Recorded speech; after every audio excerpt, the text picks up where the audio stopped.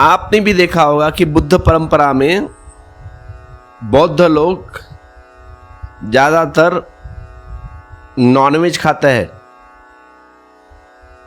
अब ये नॉनवेज की प्रथा कहां से शुरू हुई? बहुत सारी कथाएं प्रचलित है इसके बारे में, कहावत। तो ऐसा है, एक गांव में बुद्ध ठहरे हैं।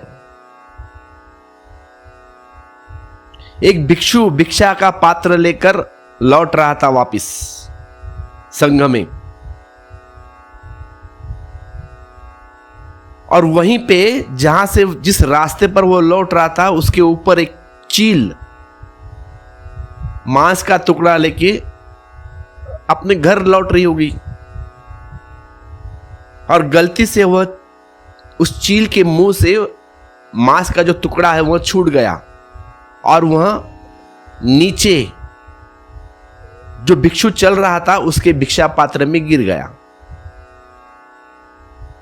अब बड़ी कठिनाई खड़ी हो गई,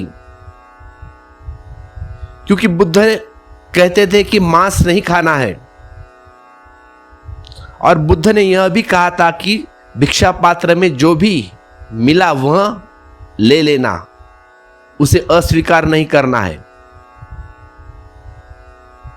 क्योंकि रोज भिक्षु जाते थे गांव में भिक्षा मांगने, अब जो भी भिक्षा मिले वह ग्रहण करते, उसे अस्वीकार नहीं करते कि ये चाहिए वो चाहिए। अब क्या करें, बड़ी दुविधा खड़ी हो गई। अब वह भिक्षु आया है, उसने बुद्ध से पूछा आप क्या करें बनते? दो नियम हैं, आपस में विरोधी हो गए। आप कहते हैं जो भी भिक्षा पात्र मिले उसे इनकार नहीं करना है, अब ये मांस का टुकड़ा मेरे पात्र में आया है, आप क्या करें? अब इसे तो ग्रहण करना होगा। यह इसलिए कहना पड़ा कि भिक्षु बड़े कुशल हो जाते हैं। अब जैन धर्म में आपने देखा होगा, जैन मुनियों को वे इशारा करते हैं कि ये मत डालो वो मत डालो, मुंह से नहीं बोलेंगे, इशारा करेंगे। क्योंकि बोलने के लिए महावीर ने मना किया है। महावीर कहते हैं मांगना मत।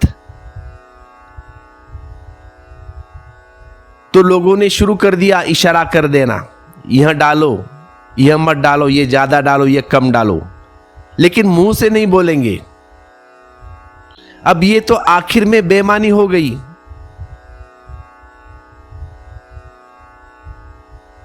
आखिर बेईमान आदमी के लिए नियम क्या करेंगे? कितने कानून हैं दुनिया में, लेकिन चोर हमेशा कानून में सस्ते रास्ते निकाल लेता है। अब तो 2025 है, अब तो वकील भी है कि कहेंगे ये चोर नहीं, रास्ता निकाल लेंगे। वह चोर को बताने के लिए कि बनाने दो नियम, हम उसमें भी रास्ता निकाल लेंगे।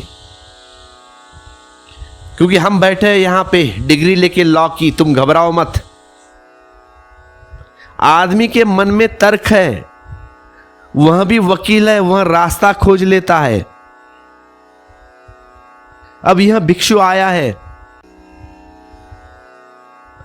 उसने कहा कि यह क्या मामला, आप क्या करना? आपने कहा भिक्षा पात्र में जो डाल दिया जाए वह लेना है। अब यहां पे बुद्ध ने इसीलिए कहा ही नहीं, तो लोग मांगते हैं।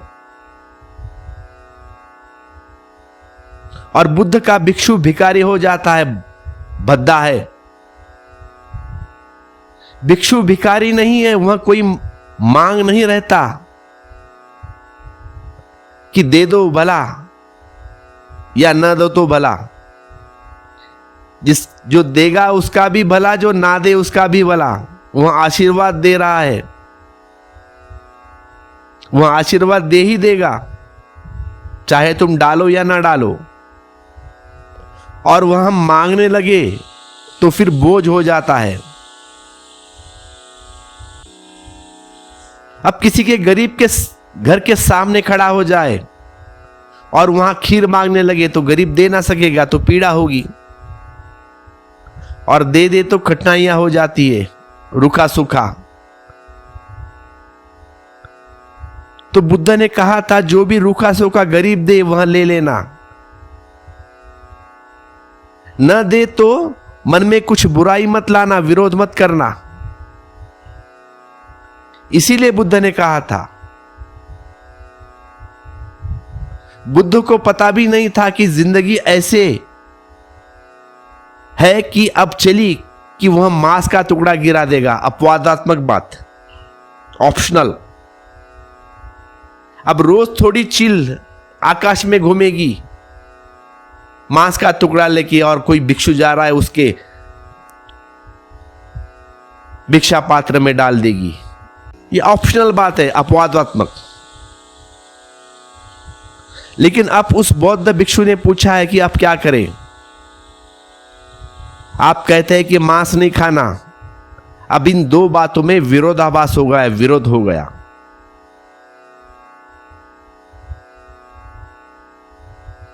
नियम में हमेशा विरोध हो जाएगा, क्योंकि जिंदगी बड़ी जटिल है।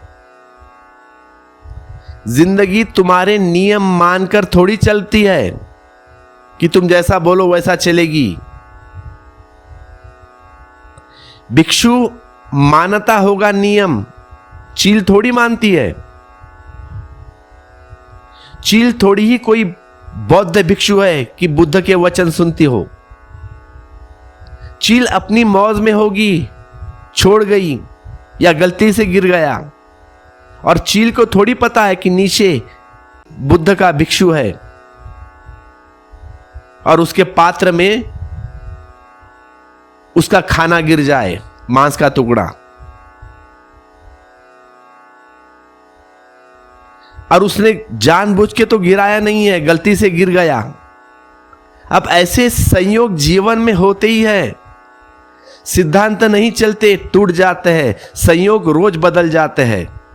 सिद्धांत अधूरे पड़ जाते हैं। सिद्धांत तो ऐसे ही है जैसे छोटे बच्चे के लिए पैदा हुए हो।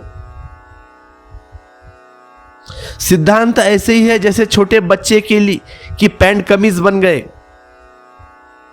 अब वह बच्चा बड़ा होगा, अब वह पैंट कमीज छोटी पड़ गई।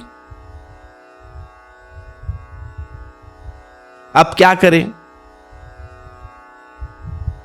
अब तो दो ही उपाय है, उस पैंट कमीज को बड़ा करो या फिर नई ले लो। ऐसा तो नहीं है कि बच्चों को दबा दबा कर छोटा कर दो, इम्पॉसिबल। और पैंट कमीज बड़ी करने में कठिनाइयां हो जाती है, कौन करेगा बड़ा? अब बुद्ध तो जा चुके, तो जो वह नियम दिए गए हैं उसको रहने दो। चाहे आदमी को ही छोटा रहना पड़े तो हर्ज नहीं, लेकिन नियम तो नहीं बदला जा सकता। कौन बदलेगा नियम? और एक बार बदलने की सुविधा दो तो फिर कहां रोकोगे? बुद्ध ने सोचा, बुद्ध अक्सर सोचते नहीं, ऐसा उन्होंने आंख बंद कर ली।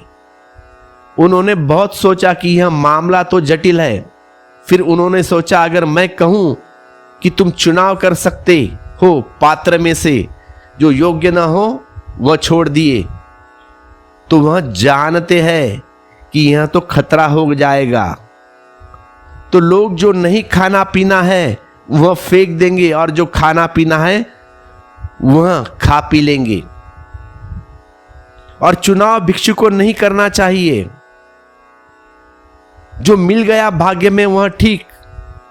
फिर अगर यह कहूं कि जो मिल जाए वह खा लेना, तो अब इस मांस के टुकड़े का क्या करना? फिर बुद्ध को ख्याल आया कि चील कोई रोज मांस का टुकड़ा थोड़ी गिराएगी। अब शायद कभी कभार गिरा भी दे, यह बात इम्पॉसिबल है। कभी संयोग से गिरा देगी शायद। एक दफा संयोग से। इस एक संयोग के लिए नियम बनाना तो ठीक नहीं। तो बुद्ध ने कहा कि कोई फिक्र नहीं करो, जो पात्र में गिर जाए वह खा लेना। अब मांस गिर गया तो वह तुम्हारे भाग्य का हिस्सा है।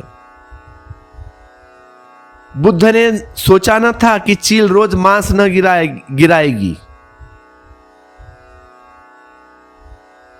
बुद्ध ने सोचा ये तो रोज रोज तो होने वाला नहीं है, लेकिन अब बौद्ध भिक्षु के पात्र में रोज मांस गिरता है। जापान, चीन, बर्मा में रोज अब श्रावक गिराते हैं, क्योंकि एक दफा बुद्ध ने आज्ञा दी थी कि जिस पात्र में जो गिर जाए वह खा लेना। अब श्रावक मांस डालते हैं, मछली डालते हैं और भिक्षु खाते हैं, क्योंकि नियम है। इसीलिए दुनिया के बड़े बड़े अहिंसक विचारक बुद्ध की परंपरा में मांस प्रचलित हो गया। अब वह मांस प्रचलित जो हुआ है वह चील ने शुरू करवा दिया है।